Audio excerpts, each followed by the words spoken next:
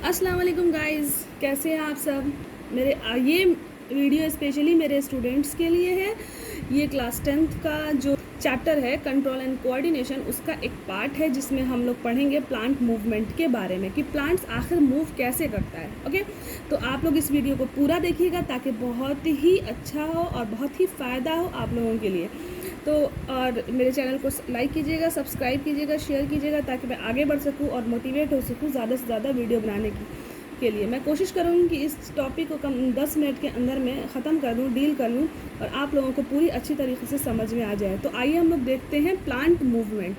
Plant आखिर हम लोग ये देखेंगे कि प्लांट्स में मूवमेंट कैसे होता है, क्योंकि वो लोकोमोशन तो करता नहीं है, मीन्स कि एक जगह से दूसरी जगह तो जाता नहीं। तो प्लांट्स में जितना भी मूवमेंट होता है वो बेसिकली उसके हार्मोन्स के बारे में होता है, उसके हार्मोन्स की वजह से होता है। हम लोग हार्मोन्स के बारे में पहले भी पढ़ चुके हैं, मतलब इसी चैप्टर का शुरू का जो टॉपिक था उसमें हमने फाइटो हार्मोन्स के बारे में पढ़ रखा है। तो अगर नहीं पढ़ा है तो मेरी पिछली वीडियो को आप ज़रूर देखिएगा। तो उसमें हम लोगों को प्लांट हार्मोन या फाइटो हार्मोन्स के चारों टाइप्स और उनका फंक्शंस मैंने बनाया था, आप उसको ज़रूर देखिएगा, ठीक है। तो देखिए, प्लांट का जो भी मूवमेंट होता है यूजुअली वो ग्रोथ मूवमेंट होता है, क्योंकि प्लांट एक जगह से दूसरी जगह जा नहीं सकता है, लेकिन वो अपने बॉडी पार्ट्स को भेज सकता है। तो ध्यान दीजिएगा, प्लांट का जो भी मूवमेंट होता है वो कैसा मूवमेंट होता है बच्चों, वो ग्रोथ मूवमेंट होता है। प्लांट अपने सारे रिस्पॉन्सेस को ग्रोथ के रूप में दिखाता है, या तो अपनी ग्रोथ आगे बढ़ा करके या ग्रोथ को स्टॉप कर करके, आप समझ रहे हो, या तो अपनी ग्रोथ ज़्यादा कर लेगा या कम कर लेगा।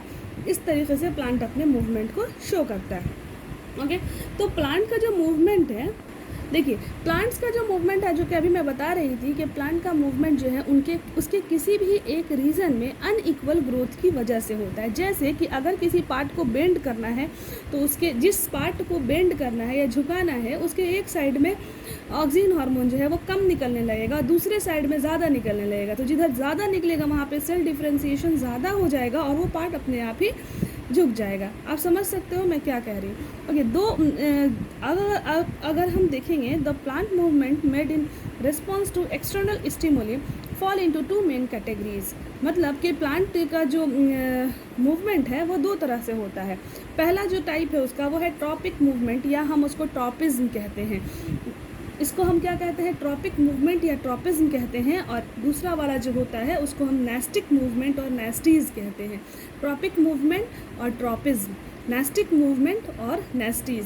देखिए इन दोनों में बेसिक डिफरेंस ये है कि जो ट्रॉपिज्म होता है ना उसमें डायरेक्शन पता होती है, लेकिन जो नेस्टीज होता है ना उसमें डायरेक्शन पता नहीं होता है, वो पूरे के पूरे पार्ट पे होता है। और ट्रॉपिक मूवमेंट जो है ना वो किसी न किसी एक पार्ट पे होता है, बेसिकली कोई एक चीज़ के बारे में उसमें बात की जाती है और पता होता है कि इधर से स्टिमुलस लग रहा है ना तो इसका रिस्पांस किधर होगा। और नेस्टिक मूवमेंट में कोई डायरेक्शन पता नहीं होता है, कोई डायरेक्शन मूवमेंट नहीं होता है, मतलब वो पूरे के पूरे फ्लैट पार्ट पे होता है। तो वो हम पढ़ेंगे ना तो उसके बेसिक डिफरेंसेस जो हैं वो समझ में आ जाएंगे। देखिए आप समझ गए, कम से कम ये तो समझ गए कि दो तरह का मूवमेंट होता है प्लांट में, एक होता है ट्रॉपिज्म और एक होता है नेस्टीज। ट्रॉपिक मूवमेंट और नेस्टिक मूवमेंट। तो जो ट्रॉपिज्म होता है ना उसमें डायरेक्शन पता होती है कि एक्सटर्नल स्टिमुलस जो लग रहा है तो उसका डायरेक्शन किधर होगा, ठीक है। और जो नेस्टिक मूवमेंट होता है उसमें डायरेक्शन पता नहीं होती है। ये बात तो आपको क्लियर हो गई। तो क्या है कि तो हम लोग ऐसा करेंगे कि ट्रॉपिज्म को अलग से पढ़ लेंगे और नेस्टीज मूवमेंट को या नेस्टिक को अलग से पढ़ेंगे। तो देखिए जो ट्रॉपिज्म है उसमें क्या है कि ट्रॉपिज्म एक ग्रोथ मूवमेंट है प्लांट का, जो कि एक एक्सटर्नल स्टिमुलस की वजह से होता है और उसमें पता होती है कि डायरेक्शन जो है वो किधर होगी स्टिमुलस की। Thus, tropism is a directional movement of the part of a plant caused by its growth.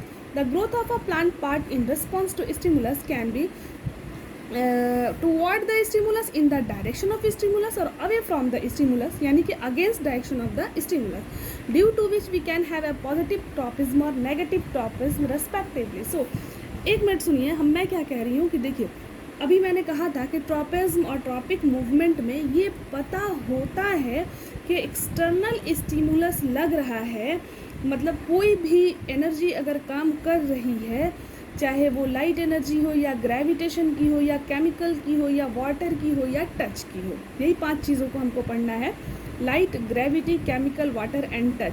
तो फिर वही डिसाइड करता है कि जो मूवमेंट का जो डायरेक्शन होगी वो किधर होगी, ठीक है। एक्सटर्नल स्टिमुलस यानी कि light, gravity, chemical, water, touch, ये सब डिसाइड करते हैं कि जो वो उसके ऊपर इफ़ेक्ट करते हैं, तो वो पता होता है कि जो मूवमेंट होगा वो प्लांट का किधर होगा। और इस हिसाब से प्लांट्स जो हैं वो दो तरह से मूवमेंट करते हैं, एक पॉजिटिव ट्रॉपिज्म होता है और एक नेगेटिव ट्रॉपिज्म होता है। अगर इफ़ हम लोग बात कर रहे हैं कि अगर जिधर से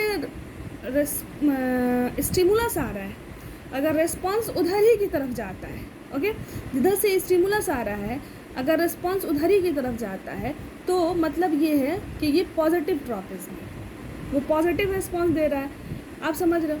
और जिधर से स्टिमुलस आ रहा है अगर उधर की तरफ रिस्पॉन्स नहीं जा रहा है, मतलब प्लांट उधर की तरफ ग्रोथ नहीं कर रहा है, उधर की तरफ कुछ रिस्पॉन्स नहीं दे रहा है, तो वो नेगेटिव होगा। जैसे मैं आपको एक एग्जांपल बता रही हूँ, जब सीड होती है ना, सीड में से जब जर्मिनेशन होता है तो बेबी प्लांट निकलता है उसके अंदर से। और जब बेबी प्लांट निकलता है तो आपने देखा होगा कि उसके दो हिस्से होते हैं बेबी प्लांट के। एक नीचे की तरफ जाता है जो रेडिकल कहलाता है, जो आगे जा कर के रूट में कन्वर्ट हो जाता है, और एक ऊपर की तरफ जाता है जिसको प्लीम्यूल कहते हैं। और प्लीम्यूल जो है वो आगे जाके शूट बन जाता है, मतलब स्टेम और लीफ वगैरह वगैरह जो भी पार्ट्स हैं प्लांट्स के वो उसके अंदर आते हैं। तो आप एक चीज़ देखेंगे कि अगर हम यहाँ पर स्टिमुलस को लाइट समझें तो लाइट को रूट जो है वो नेगेटिव ट्रॉपिज्म दे रहा है ना, क्योंकि लाइट तो ऊपर से आ रही है और प्लांट का रूट जो है वो नीचे की तरफ जा रहा है ना।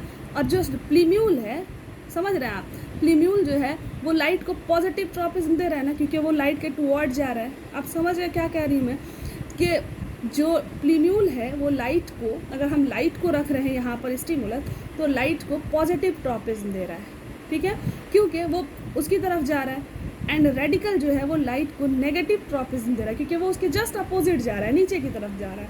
अगर ये बात तो हो गई लाइट की, लेकिन अगर हम यहाँ पर जियोट्रॉपिज्म की बात कर लें, अगर ग्रेविटी की बात कर लें, ठीक है, तो ग्रेविटी को यहाँ पर देखिए जस्ट अपोजिट हो रहा है।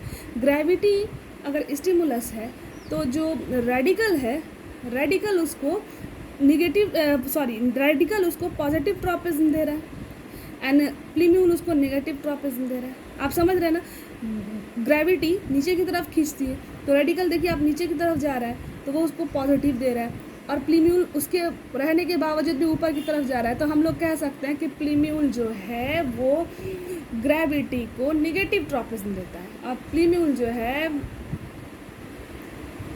वो रेडिकल जो है वो ग्रेविटी को पॉजिटिव ट्रॉपिज्म दे रहा है। आप समझ गए।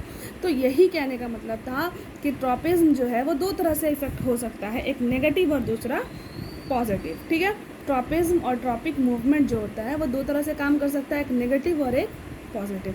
तो हम लोगों को यहाँ पर जो है कि टाइप्स ऑफ ट्रॉपिज्म देखने थे, तो यहाँ पर जो है कि हम लोग 5 तरह के ट्रॉपिज्म को लेके चलते हैं ये ट्रॉपिक मूवमेंट में, एंड नेस्टीज़ में हम सिर्फ 2 ही के बारे में बात करेंगे। तो हम लोग सिर्फ इस टॉपिक में ना ट्रॉपिक मूवमेंट ही पढ़ पाएंगे, इसलिए कि वीडियो बहुत ज़्यादा लंबी हो जाएगी, तो फिर सब कोई देख नहीं पाएगा पूरा, ठीक है। अभी जो है कि तो मैं सोच रही थी कि सिर्फ इसके अंदर हम लोग सिर्फ ट्रॉपिक मूवमेंट को पढ़ लें, फिर प्लांट मूवमेंट का अलग टॉपिक करके मैं नेक्स्ट, अगर आप लोग की आएगा कमेंट कि मैम आगे बनाइए तो मैं इसको बना दूँगी, ठीक है। तो ऐसा है कि आप ट्रॉपिज्म समझ गए होंगे कि जिधर से स्टिमुलस आ रहा है उधर रिस्पॉन्स देना है कि नहीं देना है, लेकिन ये डिसाइडेड हो जाता है, ठीक है। वो किसके ऊपर डिपेंड करता है, स्टिमुलस के ऊपर डिपेंड करता है, ठीक है।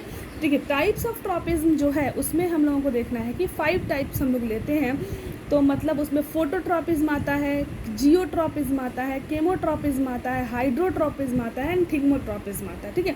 तो जब प्लांट लाइट को रिस्पॉन्स देता है, जब स्टिमुलस लाइट होता है तो फोटोट्रॉपिज्म उसको कहते हैं, जब स्टिमुलस ग्रेविटी होता है तो उसको हम जियोट्रॉपिज्म कहते हैं, जब स्टिमुलस केमिकल होता है तो हम उसको कीमोट्रॉपिज्म कहते हैं, जब स्टिमुलस वाटर होता है तब हम उसको हाइड्रोट्रॉपिज्म कहते हैं, एंड जब स्टिमुलस टच होता है तब हम उसको क्या कहते हैं, थिग्मोट्रॉपिज्म कहते हैं। देखिए भाई, हर चीज़ को प्लांट रिस्पॉन्स देता है, लाइट को, ग्रेविटी को, केमिकल्स को, वाटर को एंड टच को। टच करने से प्लांट की पत्तियाँ सिकुड़ती हैं और फैलती हैं और उनको इफेक्ट होता है। वाटर को तो रिस्पॉन्स देता ही है क्योंकि वो अपने जैसे ही वाटर डाला प्लांट ने उसको अपने रूट के ज़रिए एब्जॉर्ब कर लिया। केमिकल्स को भी रिस्पॉन्स देता है बहुत मानों में, जैसे हम खेतों में यूरिया डालते हैं, प्लांट उसको एब्जॉर्ब करता है ना। देखिए ग्रेविटी को प्लांट ज़मीन में इरेक्ट है ना, खड़ा हुआ है ना सीधा, तो इसका मतलब है कि वो ग्रेविटी को रिस्पॉन्स दे रहा है। प्लांट्स की रूट्स नीचे ज़मीन में लगी हुई है, इसका मतलब है कि वो ग्रेविटी को रिस्पॉन्स दे रहा है। एंड लाइट, अगर प्लांट फोटोसिंथेसिस कर रहा है, रात में उसकी स्टोमा, दिन में उसकी स्टोमा ओपन हो जा रही है, रात में उसकी स्टोमा क्लोज हो जा रही है, इसका मतलब है कि प्लांट लाइट को रेस्पॉन्स दे रहा है। तो अगर प्लांट फोटोट्रॉपिज्म करता है, जियोट्रॉपिज्म करता है, कीमोट्रॉपिज्म करता है, हाइड्रोट्रॉपिज्म करता है या थिग्मोट्रॉपिज्म करता है, तो वो पॉजिटिव और नेगेटिव होता है, जो कि मैंने अभी पीछे थोड़ा सा समझाया आप लोगों को।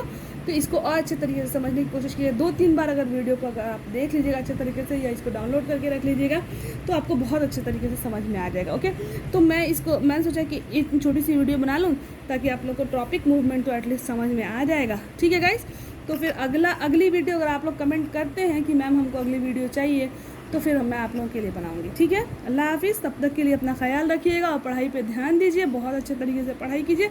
एंड प्लीज़ मेरे चैनल को लाइक, शेयर एंड सब्सक्राइब ज़रूर कीजिए ताकि मैं और आगे वीडियो बना सकूँ। अगर आप नहीं करेंगे तो फिर मेरी हिम्मत ही टूटने लगती है, फिर दिल भी नहीं करता बनाने का अगर सब्सक्राइबर्स नहीं बढ़ते हैं तो। इन 2 महीनों के अंदर में मुझे 1K करना है गाइज़, तो आप लोग प्लीज़ मेरी हेल्प कर दीजिए, तो आप लोग का भी काम हो जाएगा, मेरा भी काम हो जाएगा। अगर किसी टॉपिक पे अगर आपको वीडियो चाहिए, अगर आपको मेरा लेक्चर सुनना है, तो आप उसको भी कमेंट कीजिएगा कि आपको कौन सी वीडियो चाहिए या कौन से टॉपिक पे वीडियो चाहिए। ओके गाइस, हमेशा मेरे वीडियोस को देखा कीजिए और पूरा देखा कीजिए। अल्लाह हाफिज़।